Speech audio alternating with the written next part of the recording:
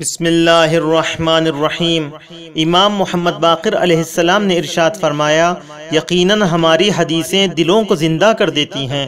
عزیزو، اللہ نے اہل بیت علیہم السلام کے کلام میں وہ اثر رکھا ہے کہ مردہ دل زندہ ہو جاتے ہیں۔ اس کا مطلب کیا ہے؟ کیا صرف حدیثوں کی کتابوں کو اپنے سینوں سے لگائے رکھنے سے دل زندہ ہو جائیں گے؟ نہیں، ایسا ہرگز نہیں ہے۔ یہ ایسے ہی ہوگا جیسے کسی مریض کو ڈاکٹر نسخہ لکھ کر دے دے اور وہ اس نسخے کو استعمال نہ کرے اور اپنے ساتھ لے کر گھومتا رہے اور وہ یہ خیال کرتا رہے کہ مجھے شفا مل جائے گی۔ عزیزو، جب تک کہ مریض اس نسخے پر عمل نہیں کرے گا، شفا نہیں مل سکتی۔ ویسے ہی اپنے ساتھ احادیث اہل بیت کو رکھنے سے شفا نہیں ملتی، دل زندہ نہیں ہوتے، بلکہ احادیث کو پڑھ کر سمجھنے اور ان پر عمل کرنے کی ضرورت ہے۔ اس وقت جا کر مردہ دل زندہ ہو جائیں گے، پھر دلوں میں نورانیت آئے گی۔ بسم اللہ الرحمن الرحیم۔ امام جعفر صادق علیہ السلام نے ارشاد فرمایا، جو کوئی عقل مند ہوگا اس کے پاس دین ہوگا، اور جس کے پاس دین ہوگا وہ جنت میں داخل ہوگا۔ اس حدیث مبارکہ سے چند باتیں ہمیں سمجھ میں آتی ہیں۔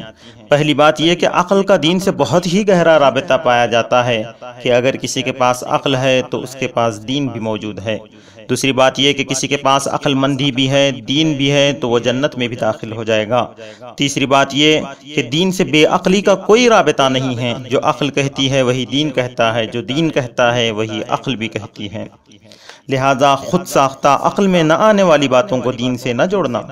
دین وہی ہے جسے اللہ نے اپنے نبی محمد مصطفیٰ صلی اللہ علیہ وآلہ وسلم کے ذریعے سے بھیجا، اور ائمہ معصومین علیہم السلام نے جس کی حفاظت کے لیے اپنی قربانیاں پیش کیں۔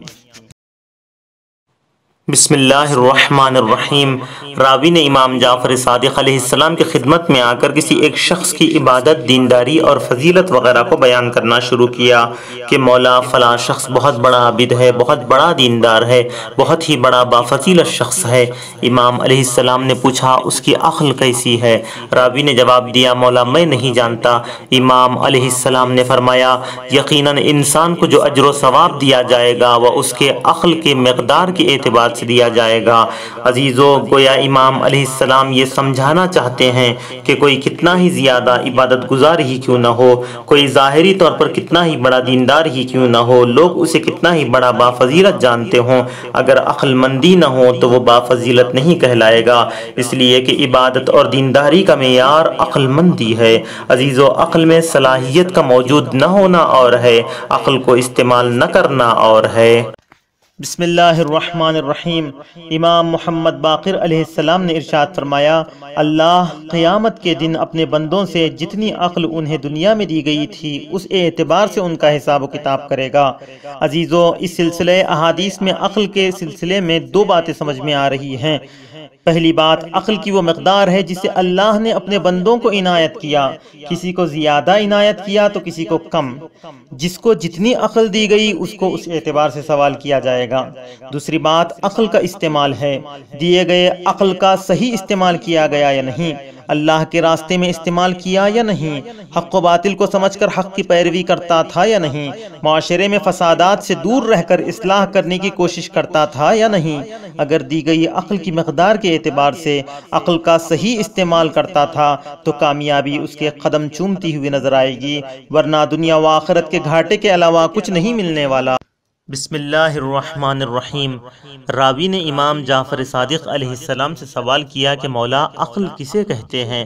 امام علیہ السلام نے فرمایا، عقل وہ ہے جس کے ذریعے سے رحمان کی عبادت کی جائے اور جنتوں کو حاصل کیا جائے، یعنی جو بھی عقل مند ہوگا وہ رحمان کی عبادت کرے گا، شیطان کے دھوکے میں نہیں آئے گا، اور عقل مند ہمیشہ جنت کو حاصل کرنے کی سوچے گا، کبھی جہنم میں جانا نہیں چاہے گا۔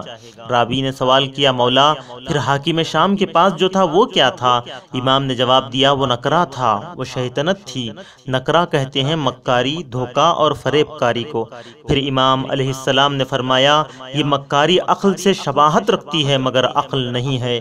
امام علیہ السلام یہ واضح کر رہے ہیں کہ ہر طرح کی مکاری اور چالاکی کو عقل مندی نہ سمجھنا، حق کے مقابلے میں آ جانا یہ عقل مندی کی علامت نہیں ہے بلکہ شیطنت کی علامت ہے۔